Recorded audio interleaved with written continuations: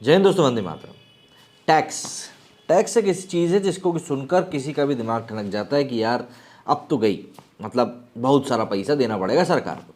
हालांकि वो पैसा सरकार, जो चीज़ कही जाती है कि वो पैसा सरकार हमारे ही ऊपर खर्च करती है, जो डेवलपमेंट होता है, जो ये रोड बनती हैं, अस्पताल बनते हैं, सरकारी स्कूल बनते हैं, ये सब पैसा उन्हीं में खर्च किया जाता है।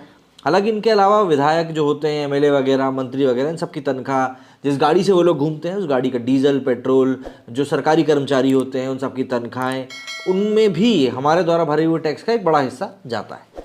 अब ऐसे में नए टैक्स की, जो पूरी इनकम टैक्स का जो भी कुछ होने वाला है कर्मकांड, उसकी घोषणा कर दी गई है और किसके लिए क्या चीज़ हुई है वो सब चीज़ें बता दी गई हैं। लेकिन एक आम इंसान होने के नाते हर व्यक्ति को सारी चीज़ों में इंटरेस्ट होता नहीं है। भाई अगर एक नौकरी पेशा आदमी है तो वो उस तरफ देखेगा, एक बिजनेस करने वाला आदमी है तो वो उस तरीके से देखेगा। ठीक ऐसे ही किसान अपने तरीके से देखता है, स्टूडेंट्स अपने तरीके से देखते हैं, सबके लिए कुछ ना कुछ होता है। लेकिन जो एक मिडिल क्लास होता है वो होता है, मतलब टेंशन वो सबकी लेता है, भले ही उसकी खुद की जेब कितनी ढीली हो। लेकिन इस बार सरकार ने जहां उसको एक हाथ से तोहफा दिया है तो दूसरे हाथ से वही तोहफा वापस भी ले लिया है। अब आप बोलोगे भैया ये क्यों? तो यदि आप इनकम टैक्स से थोड़े बहुत भी वाकिफ़ हैं कि भाई क्या चीज़ें होती हैं, तो मैं आपको बता दूं, एटीसी और एटीडी ये दो ऐसे बड़े सेक्शन थे इनकम टैक्स के अंडर में जिसमें कि एक आम आदमी काफ़ी अच्छे तरीके से पैसा बचा सकता था। लेकिन अब नया जो टैक्स सिस्टम आया है उसमें इन डिडक्शंस को ख़त्म कर दिया गया है। दूसरी बात, अब जो इनकम टैक्स का स्लैब है, जिसमें कि पहले कहते थे कि 5 लाख तक कोई टैक्स नहीं है, वो अब बढ़ाकर 7 लाख कर दिया गया है। तो इन टोटलिटी बात यह है कि वहाँ पर आप 1.5 लाख रुपए सीधे बचा सकते थे, अब यहाँ पर वही टैक्स स्लैब बढ़ाकर 5 से 7 लाख कर दिया गया है। मतलब 19-20 बातें कहें तो भैया बात वही की वही चल रही है। यहाँ पे कोई ज़्यादा फ़र्क जो है वो पड़ता हुआ नज़र आ नहीं रहा है।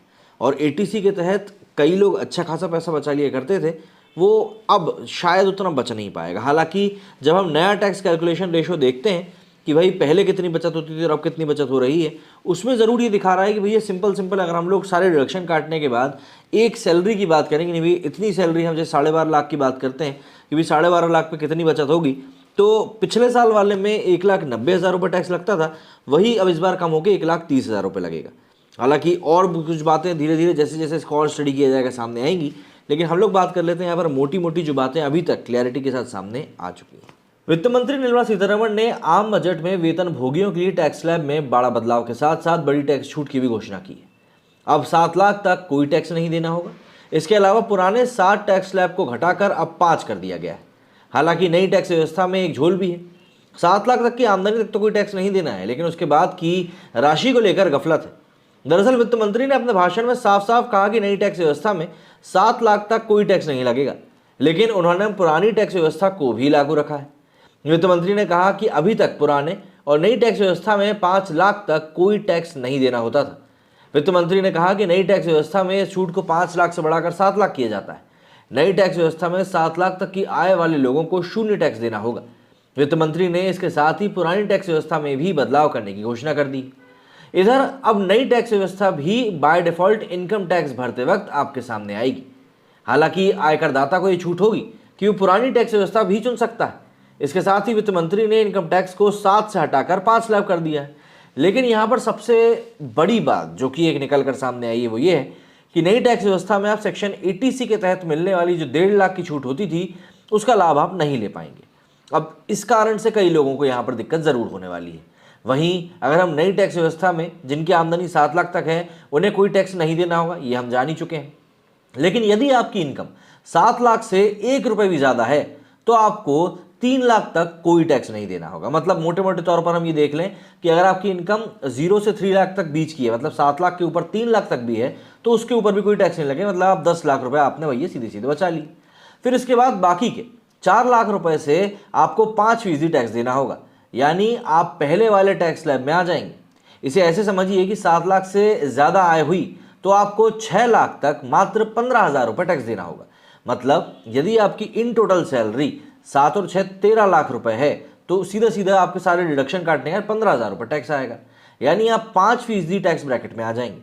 फिर अगर हम 9 लाख तक बात करें तो 9 लाख तक की आमदनी है तो आपको 45,000 रुपये टैक्स देना होगा। वहीं 12 लाख तक आमदनी करने वाले को 90,000 रुपये का टैक्स देना पड़ेगा।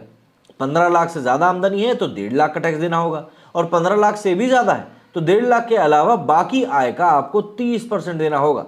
तो भैया जितना ज़्यादा पैसा कमाओगे उतना ज़्यादा घाटा आपको खाना पड़ेगा, या यूँ कहें सरकार को आपको अपनी तरफ से इतना पैसा तो देना ही पड़ेगा जो कि भाई देश के विकास कार्य में काम आएगा। वित्त मंत्री ने यह भी कहा कि सरकार ने टैक्स पेयर्स पर अनुपालन को बोझ कम किया है।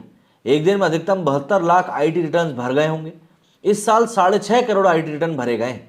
आईटी रिटर्न प्रोसेस करने की औसत अवधि 2013-2014 में 93 दिन हुआ करती थी, जो कि अब घटकर 16 दिन रह गई। 45% आईटी रिटर्न फॉर्म 24 घंटे में ही प्रोसेस किए गए हैं। सरकार एक कॉमन आईटी फॉर्म बनाने पर काम कर रही है, जिससे टैक्स पेयर्स पर कंप्लायंस का बोझ और भी ज़्यादा कम हो सके। ये मोदी सरकार के दूसरे कार्यकाल का आखिरी फुल बजट है। इस साल 9 राज्यों में विधानसभा चुनाव होने हैं और फिर अगले साल देश में आम चुनाव होंगे। मंगलवार को पेश इकोनॉमिक सर्वे के मुताबिक अप्रैल से नवंबर के बीच डायरेक्ट टैक्स में पिछले साल के मुकाबले 26% की बढ़ोतरी हुई। साथ ही जनवरी में जीएसटी कलेक्शन करीब 1,55,922 करोड़ रुपए रहा था, जो कि अब तक का दूसरा सबसे बड़ा कलेक्शन है। इस फाइनेंशियल ईयर में ये तीसरा मौका है जब जीएसटी कलेक्शन 1.5 लाख करोड़ से ज़्यादा रहा है। यानी सरकार का खजाना भरा हुआ है और सरकार के पास टैक्स पेयर्स को राहत देने के लिए पर्याप्त गुंजाइश थी, लेकिन ऐसा हुआ नहीं। 9 साल से टैक्स के मोर्चे पर कोई बदलाव नहीं हुआ। यही वजह है कि टैक्स पेयर को इस बार राहत की उम्मीद भी थी। इससे पहले अंतिम बार 2014 में पर्सनल टैक्स छूट की सीमा में बदलाव किया गया था। मोदी सरकार के पहले कार्यकाल का पहला बजट पेश करते हुए तत्कालीन वित्त मंत्री अरुण जेटली ने इसे 2 लाख से बढ़ाकर 2.5 लाख करने की घोषणा करी थी। इस समय 2 तरह की व्यवस्था है। सरकार ने 2 साल पहले वैकल्पिक व्यवस्था की घोषणा करी थी, लेकिन इसे ज़्यादा भाव मिला नहीं। माना जा रहा है कि इसे लोकप्रिय बनाने के लिए सरकार इसमें बदलाव कर सकती है। भाई पुराने टैक्स सिस्टम की अगर बात करें तो 2.5 लाख रुपए सालाना इनकम पर कोई टैक्स नहीं देना होता है। 2.5 लाख से 5 लाख रुपए की इनकम पर आपको मतलब छूट होती है। तो ऐसे में कहीं ना कहीं कुछ चीज़ें तो मतलब सुधरी, लेकिन जो एटीसी और एटीडी को हटाया गया है, जो उसमें जो टैक्स को लेकर बड़े बदलाव हुए हैं, वो ज़रूर कई लोगों के लिए झटके से कम नहीं है। आप लोगों को यदि इस बारे में कुछ समझ में आया है तो भैया कमेंट करके बताएं कि एटीसी और ये 7 लाख का स्लैब होने पर आपकी क्या राय है। मेरी सुनिए फिलहाल इतना ही। जय हिंद, जय भारत।